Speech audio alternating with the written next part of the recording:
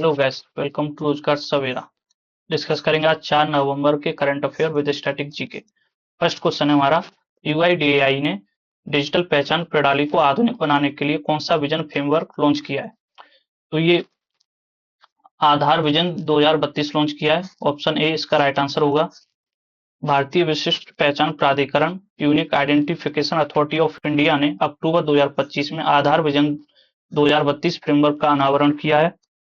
इसका मुख्य उद्देश्य क्या है? तो भारत की डिजिटल पहचान प्रणाली को फ्यूचर प्रूफ, सुरक्षित, मापनीय, समावेशी और मजबूत बनाना।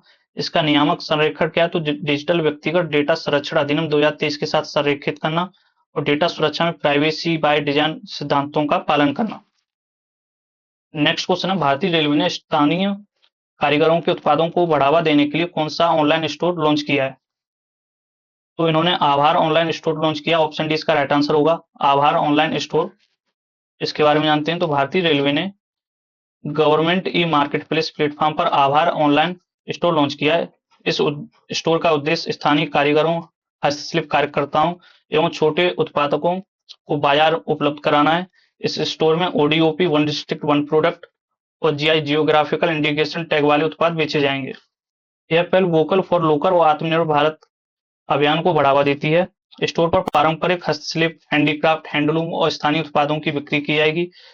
इससे ग्राम स्तरीय और पारंपरिक उद्योग और रोजगार और बाजार दोनों मिलेगा।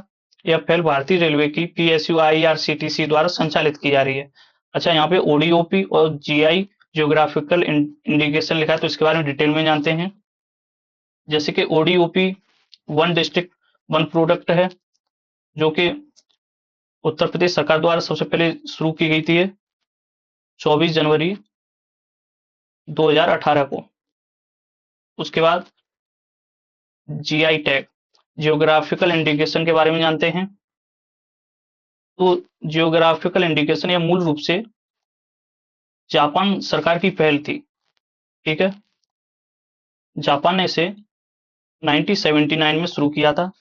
उसके बाद भारत सरकार भी इसे भारत में लेके आई और भारत सरकार ने इसे वस्तुओं का भौगोलिक संकेतक पंजीकरण और संरक्षण अधिनियम 1999 के तहत जारी किया, जो कि 15 सितंबर 2003 से प्रभावी हुआ। यानी कि जीआई टैग भारत में 2003 से प्रभावी हुआ। और पहला जीआई टैग किसे मिला? तो पहला जीआई टैग दार्जिलिंग की चाय को मिला है। ये फैक्ट भी याद रखना है। इसके अलावा इसका हेडक्वार्टर कहाँ है? जीआई टैग का जियोग्राफिकल इंडिकेशन का हेडक्वार्टर चेन्नई में स्थित है। ये फैक्ट भी याद रखना है, इसका हेडक्वार्टर चेन्नई में स्थित है। नेक्स्ट क्वेश्चन है, तंजानिया में 2025 चुनावों के बाद क्यों विरोध प्रदर्शन हुए? ऑप्शन ए विपक्षी नेताओं को चुनाव से वंचित करने के लिए, ये भी सही है। ऑप्शन बी कर्फ्यू और इंटरनेट कटौती, ये भी सही है। राष्ट्रपति सोमिया सुलेहू हसन के नेतृत्व के कारण, ये भी सही। यानी ऑप्शन डी इसका राइट आंसर होगा। तीनों विकल्प ठीक है। ये इससे डिटेल में जानते हैं। तो मुख्य कारण इसके चुनावी प्रक्रिया में कथित धांधली, धोखाधड़ी के आरोपों और प्रमुख विपक्षी नेताओं को मतदान या चुनाव लड़ने से रोकने के आरोप हैं।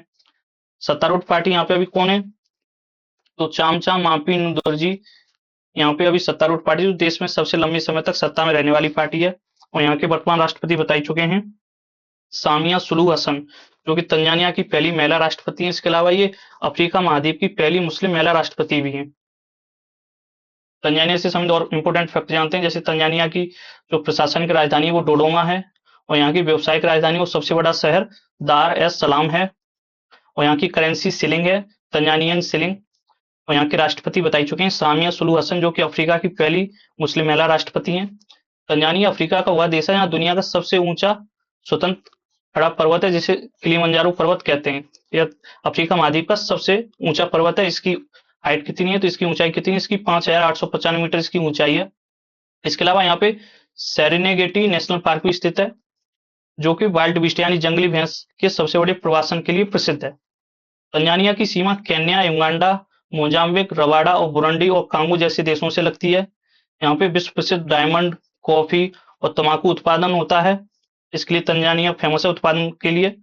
इसके अलावा तंजानिया विश्व प्रसिद्ध पुरातत्व स्थल ओल्डुवई गार्ज, जो कि मानव विकास के अध्ययन का केंद्र है, इसके लिए भी प्रसिद्ध है। यहाँ पे दो इंपोर्टेंट लेक हैं जिससे तंजानिया की सीमा स्पर्श होती है। पहली है तांगनिका लेक, मैप में आपको दिखाते हैं। तो ये है तांगनिका लेक, ये है तांगनिका लेक, और ये है विक्टोरिया लेक। तो तांगनिका लेक ये विश्व की सबसे लंबी ताजे पानी की झील है, ठीक है, सबसे लंबी ताजे पानी की झील है, ना कि सबसे बड़ी। अगर सबसे बड़ी बोला जाएगा तो चेंज हो जाएगा, लेकिन ये सबसे लंबी ताजे पानी की झील है, यह दुनिया की सबसे लंबी मीठे पानी की झील है। इसके अलावा विश्व की दूसरी सबसे गहरी झील है, ठीक है, दूसरी। और सब पहली यानी विश्व की बेकाल झील है, जो कि दुनिया की पहली सबसे गहरी झील है, गहराई में बेकाल झील है, जो कि रसिया में स्थित है। इसके अलावा तांगनिका झील की सीमा Tanzania, Democratic Republic of Congo, Burundi और जाम्बिया के बीच साझा की जाती है। और विक्टोरिया लेक के बारे में जानते हैं, तो ये अफ्रीका की सबसे बड़ी झील है। ये अफ्रीका की सबसे बड़ी झील के साथ साथ दुनिया की दूसरी सबसे बड़ी ताजे पानी की झील है, और इसकी सीमा तंजानिया, केन्या, युगांडा के बीच साझा की जाती है। और नील नदी का उद्गम भी विक्टोरिया झील से ही माना जाता है। तो ये है लेक विक्टोरिया। इसके अलावा ये है तंजानिया, और ये है इंडियन ओशियन, हिंद महासागर। नेक्स्ट क्वेश्चन है, भारतीय नौसेना के लिए इसरो द्वारा लॉन्च किए गए सबसे भारी सैटेलाइट का नाम क्या है? तो इसका नाम है CMS-03। ऑप्शन डी इसका राइट आंसर होगा।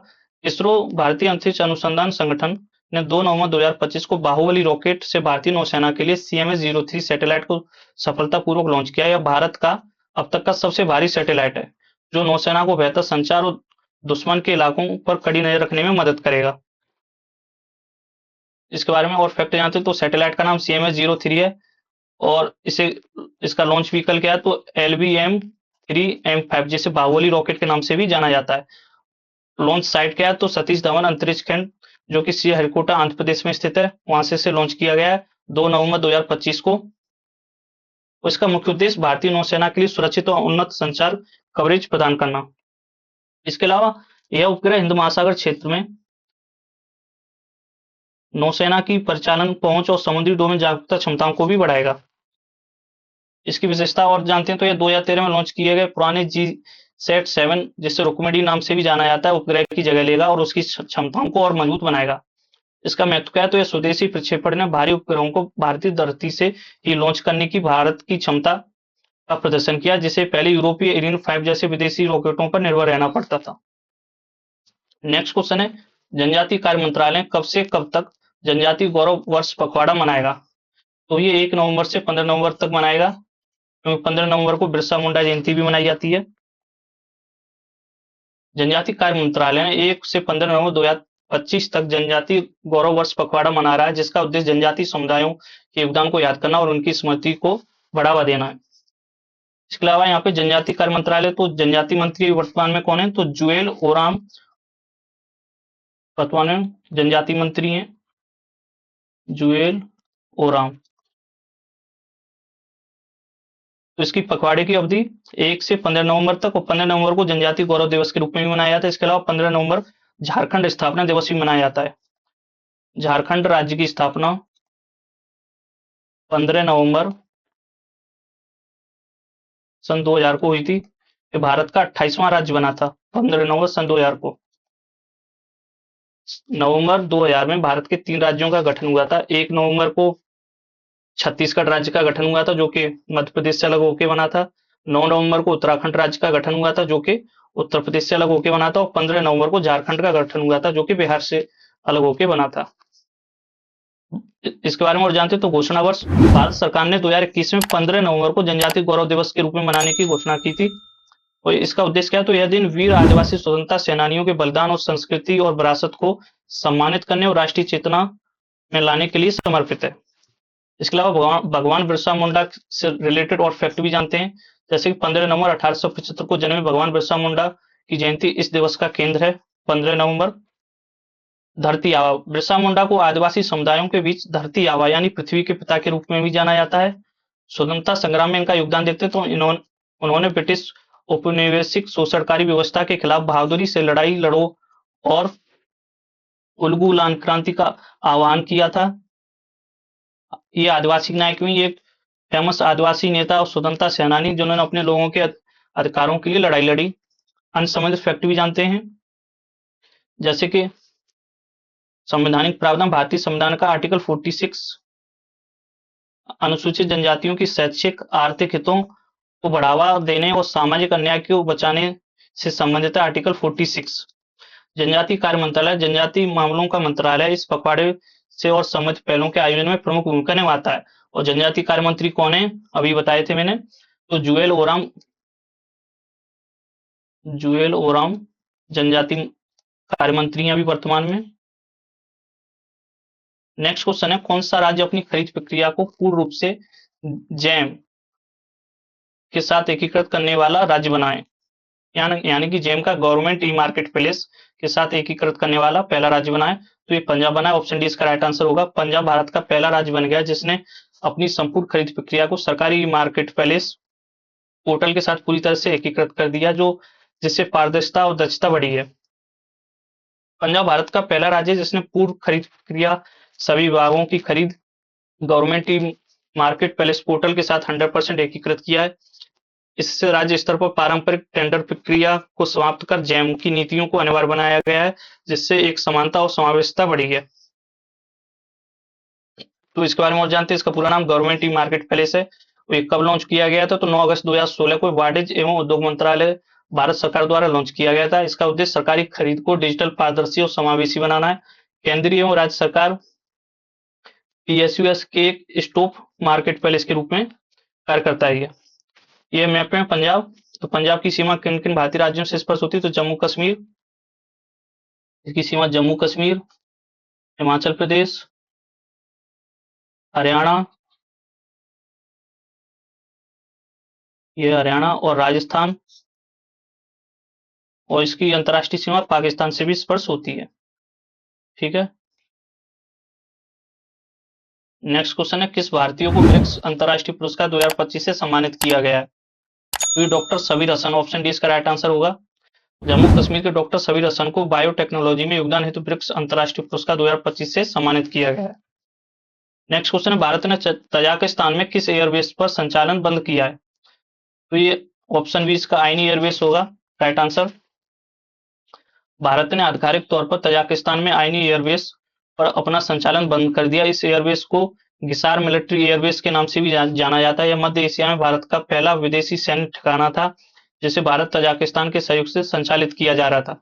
यह निर्णय 2022 में भारतीय सैन्य कर्मियों की तैनाती से संबंधित द्विपक्षीय समझौते की अवधि समाप्त होने और अफगानिस्तान में बदलती रणनीतिक स्थिति के कारण लिया गया है। गिसार सैन्य हवाई अड्डा भारत का पहला विदेशी अड्डा है जो तजाकिस्तान के साथ मिलकर संचालित होता है, जिसका उद्देश्य उनके सैन्य अभियानों और प्रशिक्षण को रणनीतिक रूप से मजबूत बनाना है।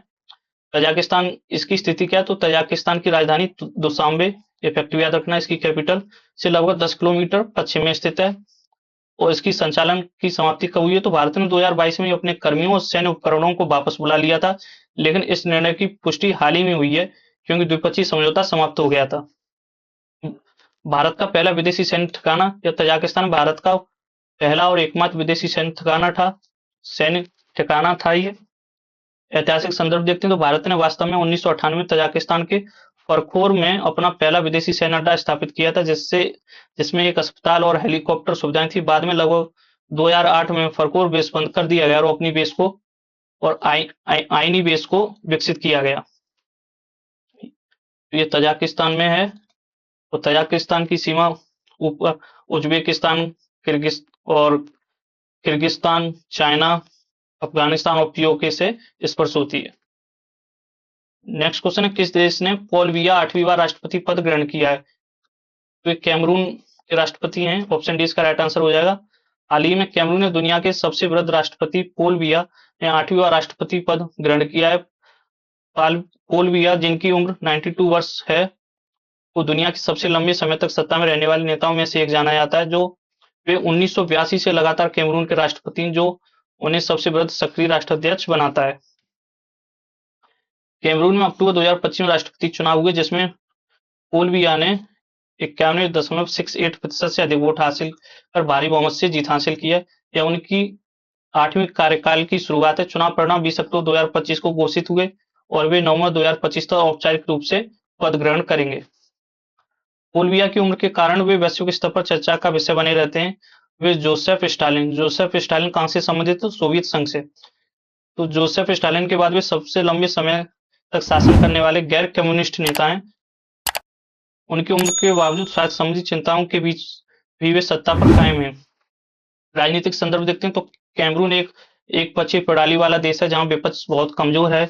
चुनावों पर धांधली के आरोप लगते रहते हैं, लेकिन पश्चिम अफ्रीकी संघ ने परिणामों को वैध माना है। यह घटना अफ्रीकी राजनीति में वृद्ध नेताओं की निरंतरता को दर्शाती है। यह है मैप में कैमरून, और इधर है ये गिनी की खाड़ी। नेक्स्ट क्वेश्चन है, डब्ल्यूएचओ ने किस देश को हेपेटाइटिस बी संचरण समाप्त करने पर मान्यता दी है? तो ऑप्शन डी मालदीव इसका राइट आंसर हो जाएगा। विश्व स्वास्थ्य संगठन डब्ल्यूएचओ ने हाल ही में मालदीव को मां से बच्चे में होने वाले हेपेटाइटिस बी संक्रमण को समाप्त करने में सफलता हासिल करने के लिए मान्यता दी है। हेपेटाइटिस बी एक यकृत से संबंधित गंभीर वायरल संक्रमण है। यह बीमारी हेपेटाइटिस बी वायरस के कारण होती है। ये वायरस जनित रोग है। यह यह वायरस लीवर में सृजन पैदा करता है। यदि इसका इलाज ना किया है तो सिरोसिस, लीवर का सिकुड़ना या लीवर कैंसर जैसी जानलेवा बीमारियों का कारण बन सकता है। तो इसकी रोकथाम क्या है? हेपेटाइटिस बी की रोकथाम का सबसे प्रभावी तरीका टीकाकरण, वैक्सीनेशन है। टीकाकरण कार्यक्रम तो भारत सहित कई देशों में हेपेटाइटिस बी का टीकाकरण सार्वभौमिक टीकाकरण कार्यक्रम का हिस्सा है। डब्ल्यूएचओ तो विश्व स्वास्थ्य संगठन ने 2030 तक हेपेटाइटिस बी और सी के उन्मूलन का लक्ष्य रखा है, यानी 2030 तक हेपेटाइटिस बी और हेपेटाइटिस सी का उन्मूलन किया जाएगा। इसके अलावा विश्व हेपेटाइटिस दिवस हर वर्ष 28 जुलाई को मनाया जाता है। ये फैक्ट भी याद रखना है, हेपेटाइटिस दिवस, विश्व हेपेटाइटिस दिवस 28 जुलाई को मनाया जाता है। यह एक ऐतिहासिक उपलब्धि है क्योंकि मालदीव दुनिया का पहला ऐसा देश बन गया जिसने एचआईवी, सिफिलिसिस और हेपेटाइटिस बी इन तीनों संक्रमणों के मां से बच्चे में संचरण को समाप्त कर दिया है। तो यह मान्यता अक्टूबर 2025 में मालदीव को दी गई है। मालदीव ने 2019 में एचआईवी और सिफिलिसिस के मां से बच्चे में संचरण को समाप्त करने में मान्यता हासिल कर ली थी, जिसे उसने बरकरार रखा है। सफलता का कारण तो यह सफलता मजबूत राजनीतिक इच्छा शक्ति, माता एवं शिशु स्वास्थ्य में निरंतर निवेश और लगभग सभी गर्भवती महिलाओं को सार्वभौमिक स्क्रीनिंग सुनिश्चित करने के कारण संभव हुई है।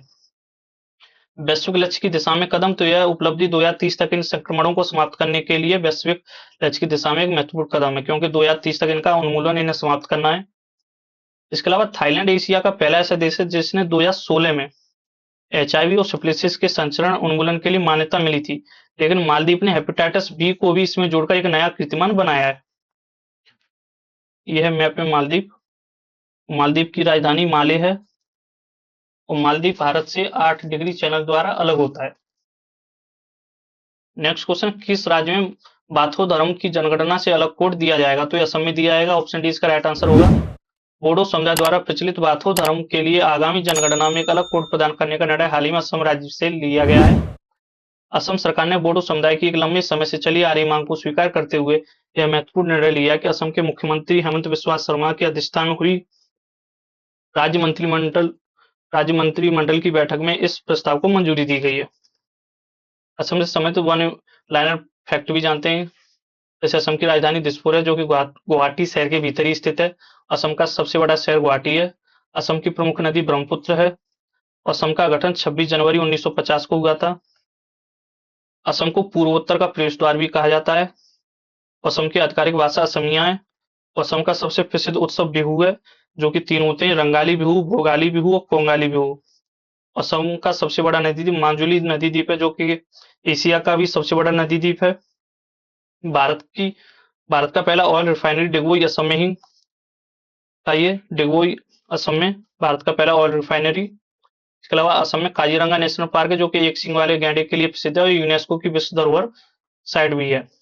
मानस राष्ट्रीय उद्यान भी है यहाँ पे, जो कि असम भूटान सीमा पर स्थित है। यह भी यूनेस्को विश्व धरोहर साइट है। इसके अलावा असम का प्रसिद्ध नृत्य कौन सा? बिहू नृत्य है। असम विश्व प्रसिद्ध असम भारत का सबसे बड़ा चाय उत्पादक राज्य है और कॉफी उत्पादन में कर्नाटक है, चाय उत्पादन में असम है। असम के पहले मुख्यमंत्री गोपीनाथ बारदोलोई थे। असम के पहले राज्यपाल श्री प्रताप सिंह थे। असम का प्रमुख बंदरगाह कौन सा है? तो पांडु नदी बंदरगाह असम का प्रमुख बंदरगाह है। असम की प्रमुख जनजातियां बोडो, मिसिंग और कार्बी प्रमुख यहाँ की जनजातियां हैं। असम में प्रसिद्ध संत संस्कृति कौन सा है? तो संत श्री मंत शंकरदेव द्वारा विकसित संत संस्कृति यहाँ की संत श्री मंत शंकरदेव द्वारा विकसित। और तेजपुर है, जो कि असम पूर्व का पेरिस कहा जाता है तेजपुर को।